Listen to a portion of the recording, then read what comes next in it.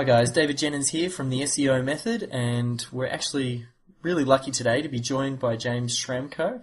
Extremely excited to chat with James. For me, he's just sort of come out as a super affiliate and connecting with all the right people. He's shared the stage with Jeff Johnson, Brad Fallon, Eben Pagan, Perry Belcher, a whole host of names. And I think what I like most about James is the style of which he delivers his material. It's very straight up, it's very honest, he doesn't hold anything back. And I suppose I've slightly pre-framed this call a little bit, not holding anything back. Hopefully he gives us all his best stuff. But I'd like to welcome James to the call. How are you going, David? Excellent, excellent. Thanks for your time. I know it's always hard to make time in everybody's busy schedule, so I'll jump straight to it. I suppose just to kick things off, this is all about the SEO method sort of and how you drive traffic or how you drive traffic to your sites. When you're first starting up a brand new domain and you're about to start promoting that domain name, be interested to work through the process you go for promoting that domain name. Okay, well, the first thing I would do when I'm setting up a new site is I would do some research so that I can plan out how I want to build the site around it, because I like to go for the SEO side of it. I like to have a good on-page structure, and also I'm going to use that research to drive my off-page content pointing back to it, because as you know, you have to have your links having the right words, and you also have to pay careful attention as to what page you're linking back to. So research is a big component of that. What sort of, when you say research, are we talking keyword research using something like I know you promote Market Samurai. Is that what you mean by research, or do you mean also looking into what other people are doing? How do you do that? Yeah, there's a number of things I'll do for my research, but Market Samurai is a great starting point. That would definitely help. There are more advanced things you can do as well, like actually run a pay-per-click campaign to find the higher converting key phrases. And once you do, then you can start matching your offers and going for higher conversions. And if you install you get your search query report going in your account with Google, then you can really get a feel for what sort of words people are finding a site for in the early phase, so that you can build out the site according to what the market's telling you is high conversion type keywords. So everything I do is focusing around using buying keywords and going for the conversion. So let's say if we take something from scratch, and because I know you're big into systems and systematizing a lot of what you do, and that's, I think, one of the ways that you've been able to scale out what you've done so quickly. You've just registered a new domain name, you're about to do some research, you figure out, yep, this is the product or whatever I'm trying to promote. You use some Market Samurai. Do you typically drive pay-per-click traffic first, or like when you go through the process? I know there's lots of things you can do, but as far as in your systematized process, where do you start? What I'm trying to do is accelerate my understanding of where the money is. So I will actually run some pay-per-click in the beginning to get data. I'll use that data then to build more content, and the content I'll start distributing out across different networks.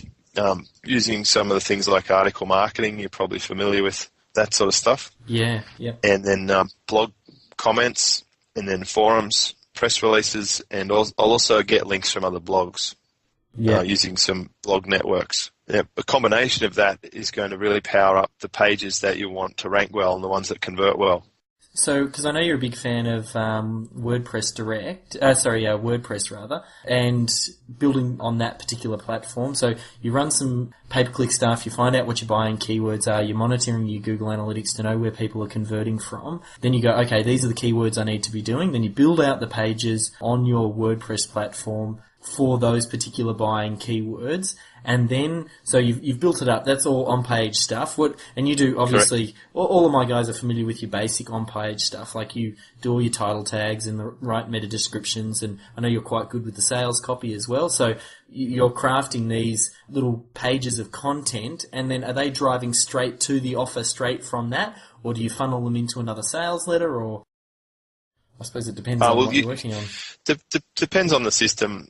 I'm really going well with the blog model, where I have a name capture on the blog and convert a fair bit of that traffic onto a list where I can build the relationship. And there are, there's select opportunities for that person to take any of the call to actions, either one directly in the article itself or to the side, where I'll put strategic banner placements, etc. So we've talked about how to build up the on-page thing. So then what I do is I'll take that same content and leverage off-page as well. So I'll get rewrites of that article distributed and point back to the first one. Yeah. And then I'll start building out a layer of third-party sites. Do you have a process, like, again, coming back to that almost systematized process? So you've done created the page, and then, okay, so you then take and get those articles rewritten and then going out for distribution. Do you have a thing where you say, at minimum I'm looking for, 10 articles or 20 articles or whatever, like some sort of, how do you do it? I know there is no hard and fast rule, but I'm curious to know the biggest leverage that we're starting to see with ourselves and some of our clients is when they start to apply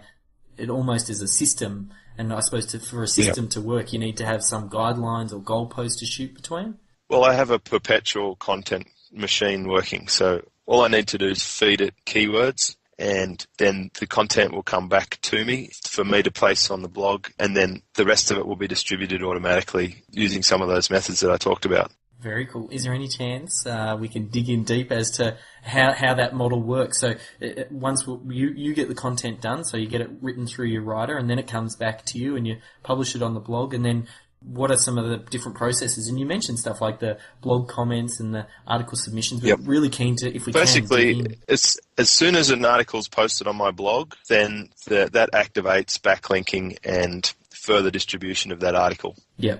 So that's the signal. And how do you, where are you posting on that? Like, do you take it to eZine or do you take it to blog networks? Much broader than that. Yeah. It will, basically I have someone posting it to article submission sites. So it will go to all the popular article sites, and it'll also go to private blog networks. And it'll be linked back to the site and to the category and to the article itself.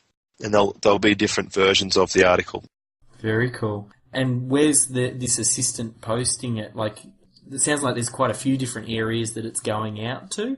Yeah, it goes across several networks. So you don't want to be single network dependent because it's too much of a pattern, and it also, you're missing opportunities. So you want to go quite broad with your traffic syndication. So I used a number of networks and a number of ways to get links. And I think that's worked well for me, is to go very broad. I have a lot of different traffic channels for my content, and that's why I get a lot more traffic than most people, and also I'm able to cover some of the areas that they're missing. How do you determine, like you said, a variety? How does your assistant or assistants who's posting the content out know which one to do? Let's say you've just created that content, and let's say you've got, 6 or 7 different methods that you talked about briefly. How do they know? Like, do you just say, I want you to pick 3 of the 7 different methods that we have at random and post for that? I'm just wondering, I suppose, really how you systematize it. It's just I have subscriptions with some services, and we use all of them. Yeah. And the only enhancement or variable is if I want to add on top. So if I want to do an extra special bomb, then I could go a little bit hardcore. So say video distribution, we would start with a baseline, but I would also add in a couple of extra video channels if I decide that that's going to be worth the effort. Yeah, which I think I actually saw on your blog just recently. You did a post as far as using Animoto, and then the way that you go through and distribute that out using, Traffic Geyser and... Yeah, well, that's a good example of one traffic channel, and there's so many. Now, do you have systems that you've created inside your business for each one of those channels? Yes. So I have team, and I've also mapped out the system. So I can easily refer to a mind map and see each of the traffic channels and tick off if it's being activated or not. So there's some that are just on auto default. That will happen for every single article. And then there's sometimes, it will depend on whether it's evergreen content or time dependent, or if it's a launch or just a general article. Very cool. As to how hard I'll push it.